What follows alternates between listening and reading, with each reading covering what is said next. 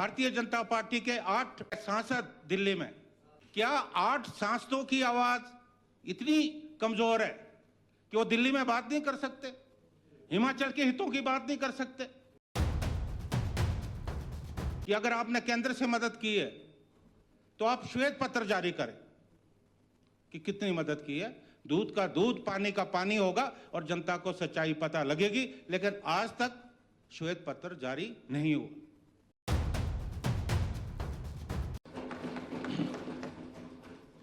धन्यवाद अध्यक्ष महोदय।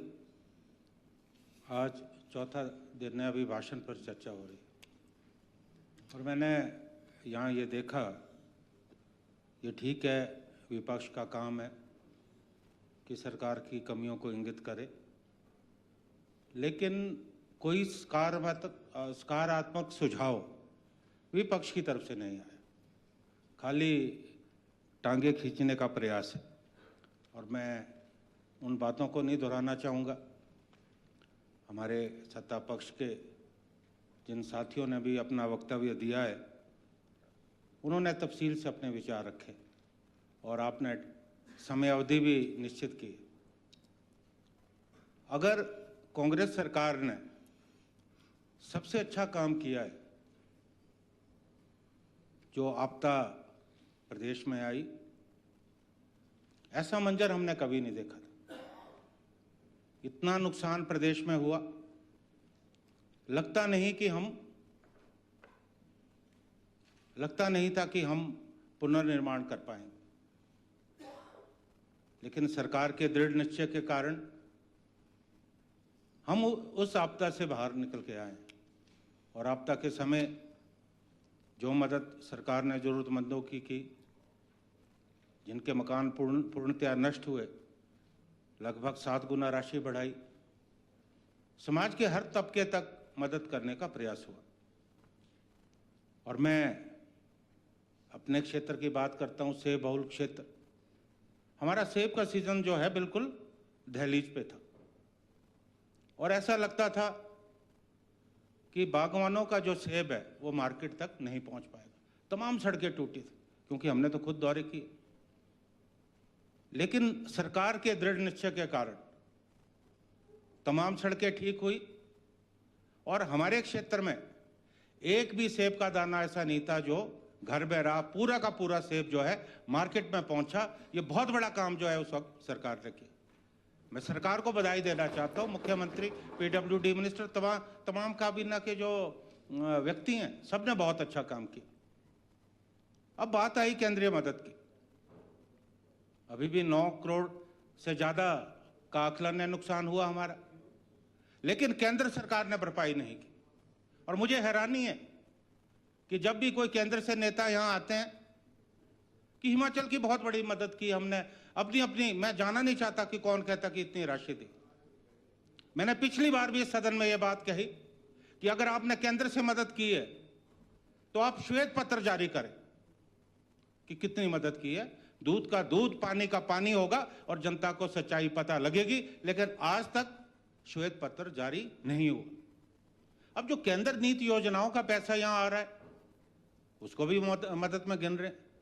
अभी केंद्रीय बजट आया अध्यक्ष महोदय, एक पासिंग रेफरेंस हमारी जो वित्त मंत्री हैं निर्मला सीतारमण जी, उनका आया। उसमें उन्होंने हिमाचल की बात भी कही, लेकिन जब हमें बड़ी उम्मीद हुई कि हमें बहुत कुछ मिलने वाला है, लेकिन जब बजट आया, हिमाचल की फूटी कौड़ी की मदद नहीं हुई। और मुझे अफसोस है इस बात का कि आज भारतीय जनता पार्टी के 8 जो है सांसद दिल्ली में, 8, क्योंकि जो जगत प्रकाश नड्डा जी हैं राजस्थान से, लेकिन है तो हिमाचल के, उनको भी हम यहाँ का गिनते हैं, तो 8 सांसद हुए। क्या 8 सांसदों की आवाज इतनी कमजोर है कि वो दिल्ली में बात नहीं कर सकते, हिमाचल के हितों की बात नहीं कर सकते? यह अलग बात है कि एक सांसद तो हमसे चुराया गया है, इसलिए आप 7 कह रहे हैं, क्योंकि वो तो हमसे चुराया गया, 8 सांसद। लेकिन दिल्ली में कोई भी हिमाचल का पक्ष जो है सही रूप से नहीं रख पा रहा है। अध्यक्ष महोदय, हिमाचल के साथ बहुत भेदभाव हो रहा है। हम छोटा राज्य हैं और मैं ये याद दिलाना चाहता हूं, जब धूमल साहब की सरकार थी, दिल्ली में कांग्रेस पार्टी की सरकार थी, अभी जब मनमोहन सिंह जी के निधन के बाद शोक प्रस्ताव आया, उसे मैं भी बोलना चाहता था। धूमल साहब ने एक बात कही, उनका बयान आया कि मैं मदद मांगने मनमोहन सिंह जी से गया, उन्होंने दिल खोलकर मदद की। कांग्रेस के जो प्रधानमंत्री, हमारा दिल बहुत बड़ा है, हम छोटी छोटी बातों पे नहीं जाते। हमने जब हमारी सरकार रही, हिमाचल को मदद मिली, इस बात से इनकार नहीं कर सकते। जो पूर्व मुख्यमंत्री हैं, उन्होंने जो है प्रधानमंत्री उस समय के मनमोहन सिंह जी की तारीफ की है, लेकिन आज हिमाचल का गला घोंटा जा रहा है। अध्यक्ष महोदय, हम पर्यावरण की सुरक्षा करते हैं, हम वनों की सुरक्षा करते हैं। आज जो ये पानी जाता है, तब जाता है कि जब हिमाचल में पर्यावरण बचा है। शुद्ध हवा यहां से जाती है, दिल्ली की जो गंदी हवाएं उनको हम साफ करते हैं, लेकिन बदले में हमें क्या मिलता है? आज भारत की सुरक्षा में, भारत की रक्षा में हिमाचल के नौजवानों का, हिमाचल के जवानों का बहुत बड़ा योगदान है। जब जब भी सीमाओं पे आक्रमण हुए, हमारी सीमाओं का अतिक्रमण हुआ, हिमाचल प्रदेश के जवानों ने अपने प्राणों की आहुति दी है। इतना बड़ा रोल हमारी देश की सुरक्षा में, तो हमारे साथ ये भेदभाव क्यों? ये हम पूछना चाहते हैं अपने प्रतिपक्ष के साथियों से। और अब तो हालात और दिन प्रतिदिन बदतर हो रहे। ये सही बात है कि विपक्ष में एक भूमिका होती है, लेकिन विपक्ष अगर पॉजिटिव होगा तो लोकतंत्र मजबूत होगा, क्योंकि दो पहलू हैं, सत्ता पक्ष और विपक्ष। लेकिन मुझे अफसोस होता है कि हिमाचल में विपक्ष का काम खाली वॉकआउट करना रह गया। अरे आप बैठ के चर्चा कीजिए, आप चर्चा से क्यों भागते? और एक बहुत बड़ा संकट हमारे देश की आर्थिकी में आने वाला है। अभी जब ट्रंप राष्ट्रपति बने तो सबसे ज्यादा खुशी अमेरिका में नहीं हुई, हमारे भारतीय जनता पार्टी के साथियों को हुई। मिठाइयां बांटी गई, हमें भी लगा कि ट्रंप साहब बने तो कोई बहुत बड़ा चमत्कार होने वाला। अब प्रधानमंत्री जी उन्हें कहते हैं मेरे प्रिय दोस्त, और वो कहते हैं कि माय डियर फ्रेंड, लेकिन इन दोनों की दोस्ती हमारी समझ में अभी तक नहीं आई। और जिस ढंग से अमेरिका के राष्ट्रपति ने अपमान किया भारतीयों का, बहुत शर्मनाक है। इस सदन को निंदा करनी चाहिए कि किस तरह से जो अवैध प्रवासी वहां गए, हम उनका समर्थन नहीं करते, वो गलत ढंग से गए थे। जिस ढंग से उनको उनके हाथों और पैरों में बेड़ियां डालकर उनको सैनिक विमान में भारत में भेजा गया, ये बहुत शर्मनाक है, इसकी निंदा होनी चाहिए। आप देखिए, चीन के जो नागरिक थे जो गलत ढंग से गए, रूस के जो नागरिक थे गलत ढंग से वहां गए, उनको सैनिक विमान में नहीं भेजा गया। नेपाल का जिक्र कर रहे, नेपाल तो बिल्कुल छोटा राष्ट्र है, तो क्या आज हमारी स्थिति नेपाल से भी बदतर हो गई है? उन्हें वो नागरिक विमान में गए क्योंकि कहीं ना कहीं उनका डर था। लेकिन हमारे प्रधानमंत्री जी के जो प्रिय दोस्त, और वो दौरा कर रहे थे उस वक्त यूएसए का, इतना बड़ा इनाम उन्होंने अपने दोस्त को दिया, घर आए मेहमान को इतनी बड़ी इज्जत बख्शी। तो हम एक बात स्पष्ट रूप से कहना चाहते हैं कि आज हिम्मत नहीं है कि आप जो ट्रंप ने टैरिफ वॉर शुरू की है उसके खिलाफ कोई बोले। अब बात आई हमारी अर्थव्यवस्था की, जो रेसिप्रोकल टैरिफ की बात कर रहा हूं, जो अभी टैरिफ, बहुत बड़ा नुकसान हमारी अर्थव्यवस्था को होने वाला है। हमें सजग रहना होगा, लेकिन कोई रिएक्शन नहीं आया। और खासकर मैं बात कहना चाहूंगा, अभी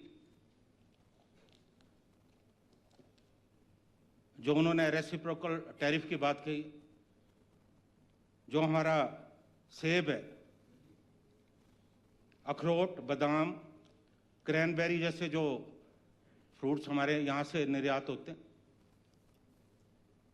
उस पर आयात शुल्क कम करने की बात है। मैं यहाँ अपने प्रतिपक्ष के साथियों को याद दिलाना चाहता हूँ कि बात हुई थी कि जो 50% है उसे हम 100% करने वाले। ये चुनाव से पूर्व वायदा था, ऑन रिकॉर्ड है।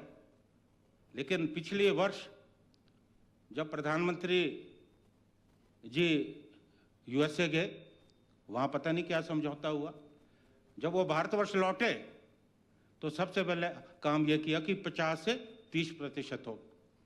और अमेरिका से इतना ज्यादा सेब आया कि हमारे सेब के दाम जो है यक्का यक गिर गए। और मैंने एक रिपोर्ट में पढ़ा कि बहुत अमेरिका के लोग खुश थे। वाशिंगटन एप्पल जो यहां आया वो तो खुश थे, लेकिन मातम तो हमारे यहां था। और अब उस टैरिफ को और कम करने की बात है। अध्यक्ष महोदय, मैं स्पष्ट रूप से कहना चाहता हूं आपके माध्यम से, आज सवाल इस बात का नहीं है कि सेब कहां पैदा होता है।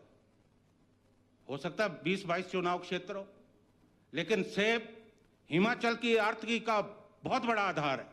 5,000 करोड़ की हमारी आर्थिकी। और कोरोना के समय जब पूरे सेक्टर डाउन जा रहे थे, केवल एक सेब उद्योग था जो मुनाफे में था। आज बहुत बड़ा संकट आया और मैं अपने प्रतिपक्ष के साथियों को कहना चाहता हूं कि आपकी इसके बारे में क्या राय है।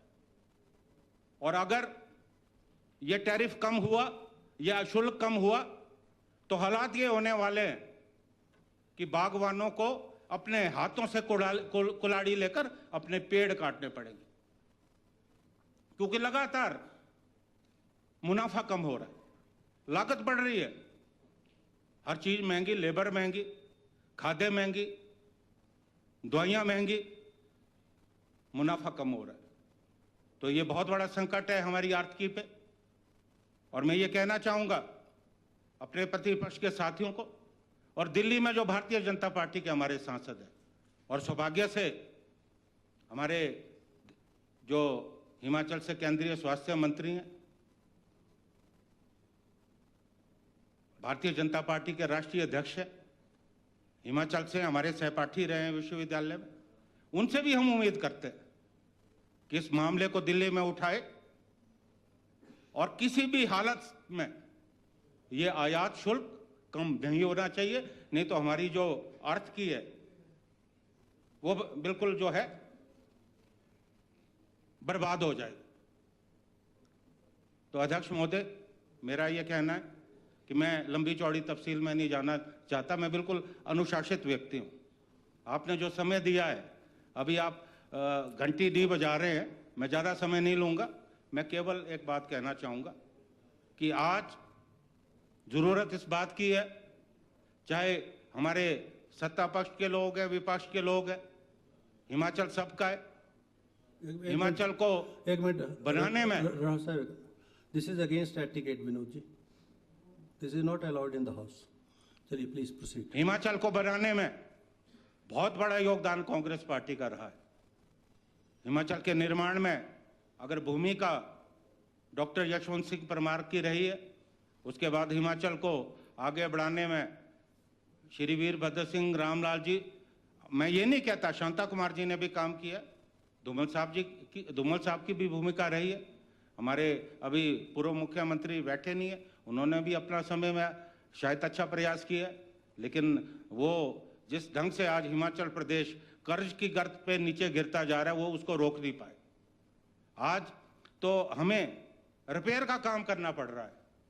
जो आपने हिमाचल का इतना नुकसान किया, चाहे वो शिक्षा का क्षेत्र हो, स्वास्थ्य का क्षेत्र हो, अब आप दिल्ली से तो मदद कर नहीं रहे, और आपने अपने समय में जो है कुछ अच्छा किया नहीं।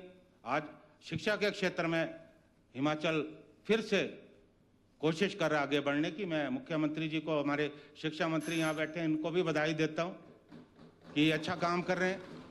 स्वास्थ्य के क्षेत्र में बहुत सारी घोषणाएं हुई हैं, उन घोषणाओं पर भी निश्चित तौर पे अमल हो रहा है। तो हमने अपने सीमित साधनों के बावजूद भी जो प्रदेश में प्रगति की रफ्तार है उसे आगे बढ़ाने का प्रयास किया है। तो मैं अपने वक्तव्य को इसी बात के साथ खत्म करता हूं कि मिलकर चलें, हिमाचल प्रदेश को आगे बढ़ाएं। उसके लिए जहां सत्ता पक्ष प्रयास कर रहा है, हमारा जो प्रतिपक्ष है, हमारा जो विपक्ष है, दिल्ली में इनकी सरकार है, तो हम इनसे भी अपेक्षा करते हैं कि ये हिमाचल की तरक्की में अपना सहयोग दें। धन्यवाद अध्यक्ष महोदय। Thank you very much.